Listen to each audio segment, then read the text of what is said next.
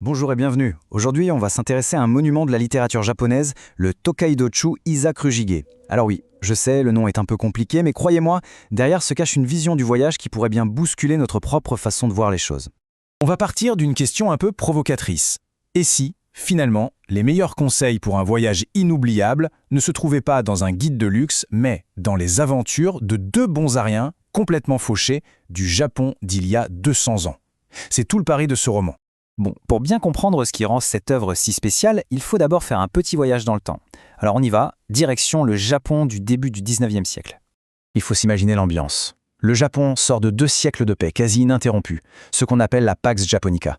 Alors oui, les samouraïs sont toujours là, mais le vrai pouvoir, l'influence culturelle, tout ça commence à glisser vers le peuple, les marchands, les artisans.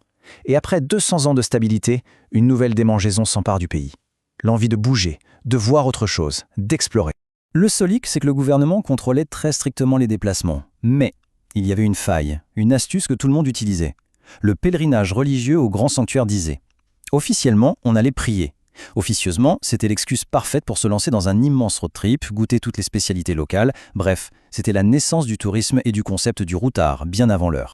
Et qui est le cerveau derrière cette histoire? Eh bien, un personnage au moins aussi original que son livre, un samouraï qui a décidé de devenir un rebelle. Il s'appelle Jipensha Iku. C'était un samouraï, mais un samouraï de petit rang. Et il a pris une décision absolument folle pour l'époque. Il a tout plaqué, son poste, son statut, pour devenir le tout premier écrivain professionnel du Japon. Le gars vivait uniquement de sa plume, ce qui était du jamais vu. Il écrivait, il dessinait, il faisait sa propre promo, un vrai entrepreneur créatif avant l'heure. Et c'est ça qui est dingue, ce contraste total. D'un côté, le samouraï classique, le devoir, la hiérarchie, le sérieux. De l'autre, Iku. Il choisit la liberté, l'indépendance, l'humour, et il se tourne vers les gens du peuple. En gros, il a troqué son sabre contre un pinceau. C'est une petite révolution à lui tout seul. Bon, maintenant qu'on a le décor et l'auteur, il est temps de rencontrer les héros de l'histoire. Enfin, héros, c'est un bien grand mot. Voici Yaji et Kita, les rois des anti-héros. Alors, oubliez tout de suite les personnages nobles et courageux. Yaji et Kita, eux, sont plutôt lâches, très gourmands et ils ont un talent incroyable pour se faire avoir à chaque coin de rue. En fait, tout leur voyage commence parce qu'ils fuient leurs créanciers à Edo, l'ancien nom de Tokyo. Mais c'est là qu'est tout le génie du livre. Chaque galère, chaque échec se transforme en une scène de comédie absolument hilarante. C'est vraiment le premier body movie de l'histoire, le duo comique par excellence. Yaji, c'est le plus âgé, celui qui fait semblant d'être le plus sage, le cerveau, sauf que ses idées sont toujours catastrophiques. Et puis Kita, plus jeune, beaucoup plus impulsif, qui fonce tête baissée et déclenche les catastrophes immédiates. Ils passent leur temps à se chamailler, mais au fond, leur amitié est indestructible. Leur périple, c'est un peu toujours le même schéma en 3 temps. L'ignorance, qui les mène à faire une bêtise, la bravade, pour faire semblant de maîtriser la situation, et la fuite, quand tout a dérapé. L'exemple parfait, c'est la fameuse scène du bain Gomon. Alors imaginez la scène. Dans une auberge, Yaji voit un type de bain qu'il ne connaît pas. Un bain chauffé directement par le dessous. Au fond, il y a une planche de bois pour protéger les pieds de la chaleur. Mais Yaji, dans son ignorance, il se dit « Tiens, c'est le couvercle ». Il l'enlève et saute à pieds joints dedans. Évidemment, il se brûle instantanément les pieds sur le fond en métal brûlant. Mais, pour ne pas passer pour un idiot, pour ne pas perdre la face, il serre les dents, fait comme si de rien n'était, et il crie à son ami Kita « Viens vite, l'eau est absolument parfaite !» Kita, évidemment, n'y voit que du feu.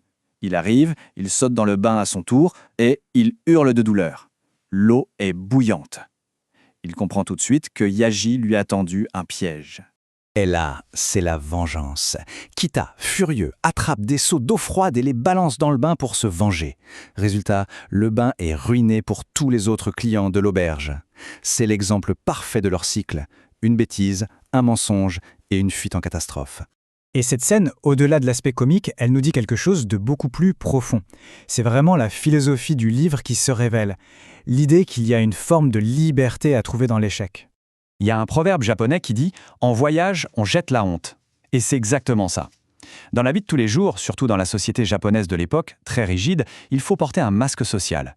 Mais sur la route, on est un inconnu. On peut enfin faire tomber ce masque et être soi-même, avec ses défauts, ses ridicules. Et c'est libérateur. Même le titre du livre, Isakujige, est un indice. C'est un jeu de mots. Isa veut dire genou et kurige, c'est une couleur de robe de cheval. Donc Isa kurige, ça veut dire voyager avec ses genoux pour cheval. Plus simplement, marcher à pied parce qu'on est trop pauvre pour se payer une monture. Le livre célèbre cette pauvreté car c'est elle qui leur offre la liberté absolue.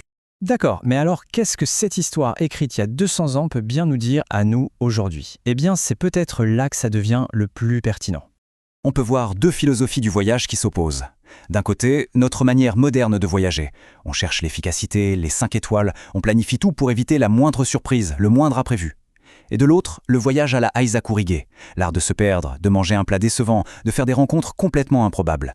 Ce livre est un rappel salutaire que les meilleurs souvenirs sont souvent ceux qu'on n'avait pas prévus. Et cette légèreté, cet humour face à l'adversité, l'auteur Jipensha Iku l'a gardé jusqu'au bout. Voici son poème d'adieu, écrit sur son lit de mort. « Je prends congé de ce monde, comme la fumée de l'encens. Aïe, sayonara ». Le mot « aïe » est génial, parce qu'il veut dire à la fois cendre, mais aussi oui ou au revoir. Une dernière pirouette, un dernier clin d'œil. Et ça nous laisse avec une question pour nous tous. Dans notre course à la perfection, aux photos parfaites, aux expériences optimisées, est-ce qu'on n'a pas fini par oublier l'essentiel, la joie simple du chemin, avec ses bosses, ses détours et ses imperfections? C'est peut-être la plus grande leçon de ce chef-d'œuvre. Merci d'avoir suivi cette analyse.